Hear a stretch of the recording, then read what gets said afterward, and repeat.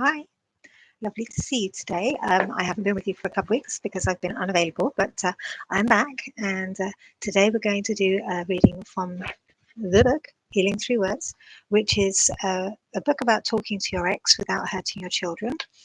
So it's really from my perspective. I created it to help parents have a communication guide to navigate the emotional storm of separation or relationship breakdown, and especially when children are involved. I mean, this can be used if you don't have children, but especially when the children are involved, because they see and hear everything, even though you think they don't, they do.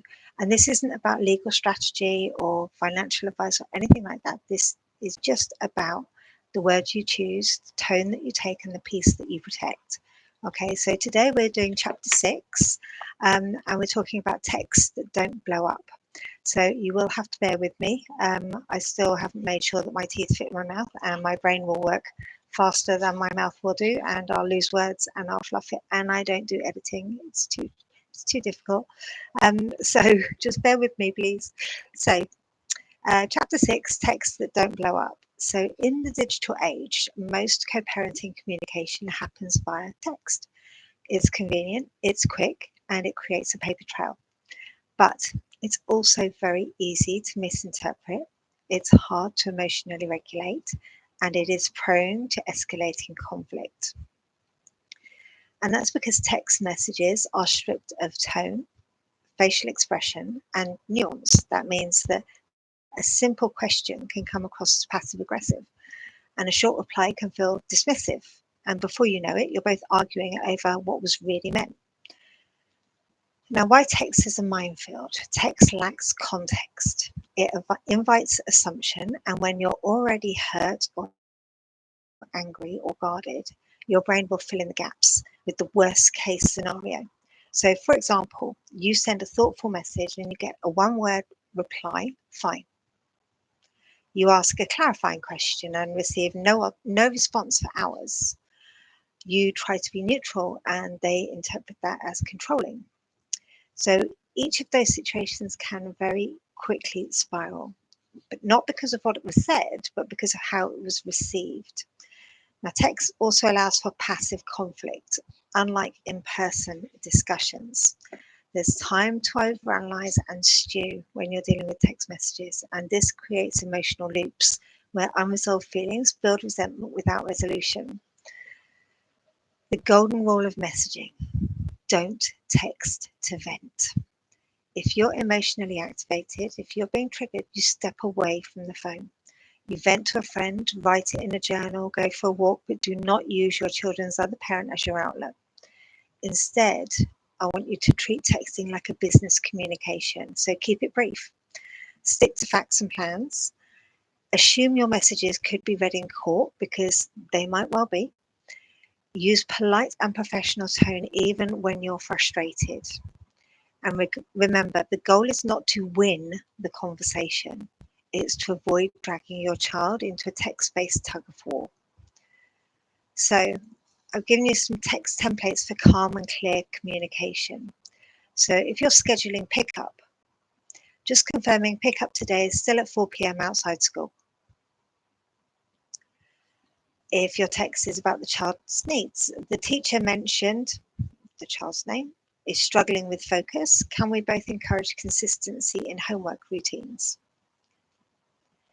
If we're requesting change, would you be open to swapping weekends if I could cover Friday drop-off? Boundary setting. For clarity, I'd like to keep communication focused on parenting matters only. Following up. Just checking in to confirm if you received my last message about whatever that topic was. So I've got some tips for de-escalating via text. And now the first one is using time wisely. If a message upsets you, wait before replying. A calm delay is better than a quick regret, because once you've sent it, you cannot unsend it. Number 2, stick to the topic. Do not respond to personal attacks. Stay focused on the logistics or the decision at hand.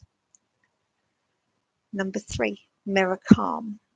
If their tone is sharp, don't match it. Your calm is not submission, it's strategy.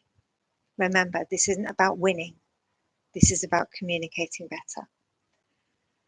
Number 4, avoid sarcasm and avoid putting your text message in all caps. Even if you're joking or even if you're trying to make a point, text does not carry tone well. Err on the side of professionalism. Assume that they could be taken in the worst light possible. Don't play therapist. That's number 5. Don't play therapist. You are not here to fix their emotional state. Stay in your lane.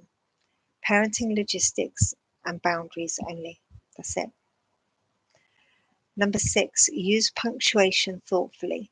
A period can come across as cold. An exclamation point might feel passive aggressive. Keep it neutral and clear. So then we move on to what to do when you're provoked. And I know this is hard. If you receive a hostile or a manipulative message, and I remember getting these, and I remember being absolutely triggered whenever that phone would text or ping, with me dreading what was coming through on the other end. So the first thing to do is don't react. Instead, reread it as if a stranger wrote it. What's actually being asked? So take the emotion away. Assume that somebody else wrote that and not your ex. So the second tip is pull out the core logistics. They're late again and blaming me, but the real issue is confirming tomorrow's time. And then the third one is reply only to the relevant part. You do not need to correct or address every accusation. And I remember having it drilled into me, no can be a complete sentence. I wasn't very good at just not answering the things that weren't very relevant. I would just go into war and peace and try and answer everything. You don't have to. You're not answerable to them anymore. Not that you particularly were in the first place, but you're not answerable to that person. You just need to reply to the relevant part that you are communicating about. So I've got an example here of a message. You're always creating problems. Just be there on time for once. The response that you can give would be, I'll be there at 3:30 as planned. That's it. That keeps the focus on the child and not the drama. So sometimes text doesn't work.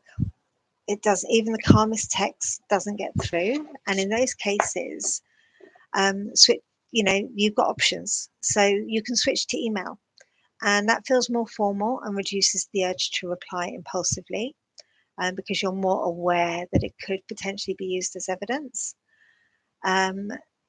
Alternatively, you could use a co-parenting app that limits character count or includes tone analysis tools. One that I've seen used very, very often in a lot of cases is actually court-ordered is Our Family Wizard. Another one would be to set boundaries around response time. So I check messages daily at 6 p.m. and will reply then. You don't have to be tied to your email. You don't have to be tied to your text messages. You just need to say, I set up a separate email address that any messages went through to that separate email address so that I didn't get triggered every time an email came in. And that was really important for me. And you might find something like that works for you. Alternatively, you might have it go through to a separate telephone number, or you might have it that it comes through to your normal phone and it doesn't trigger you when it comes through, but you don't look at it until certain times of the day. So if things are escalating repeatedly, and especially if there's harassment or threats involved, consider involving a mediator or documenting patterns for legal support. You are not there to be abused. You are there to try to work effectively as a co-parent. And with the best will in the world, sometimes that doesn't work. Sometimes the other person is just not able to co-parent in that way with you. And you have to look at a different way of managing that situation. Now, the most important takeaway here is to let the written word reflect your leadership. Okay, you are leading this situation. You are not a participant, you are a leader. You do not have to respond to everything. You do not have to explain your choices. You do not have to prove that you're right. Your job is to lead the tone of the conversation, regardless of whether or not they match it. Your child will not see every message, but they will feel the emotional residue of a war waged by phone. You can choose words that protect your peace and also theirs. Think of each message as a brick in the emotional foundation that your child stands on. Make it solid, make it calm, make it intentional, and make it that you are their safe space. You are their safety zone, the emotional, regulated, safe person that they can talk to and communicate with, that is not going to fly off the handle at every opportunity. So, in the next chapter, which is all about boundaries and not battles, we're going to explore how to set the boundaries without creating the battles and how to protect your space while co parenting in close proximity. Okay, so I hope that that has been helpful for you today. This is the book I'm reading from, Reading Through Words. Reading Through Words, Healing Through Words. It's on Amazon by Jenny Rock. You can also find it on my website, which is www.coparentingwithoutconflict, or one word, .com. You will find that there. I really do appreciate you taking the time to spend with me, to allow me to read this to you. And if you have any queries, questions, you can find me on Facebook, you can find me on LinkedIn, you can message me here through YouTube, I believe. You can send me put something on the chat and I'll get a notification. But the most important thing is you go through the website, coparentingwithoutconflict.com, and you can find the books on there. There's also a co-parenting logbook that you can use, that you can actually, it keeps everything defined so that it's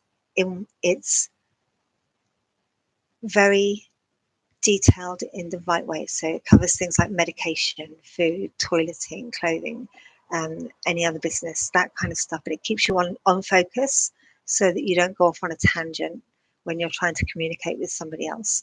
And also when they're communicating back with you, it keeps them on the same sort of track as well, because there's only limited space for anything else that they want to report. And that can be used as a written form of evidence of the handovers that you have been completing. All right, but I hope you have a wonderful weekend. I'm going to go before the cat decides to jump up on me. Too late. I have a cat. As usual, she's just decided that I am her person again. Right, so have a wonderful weekend.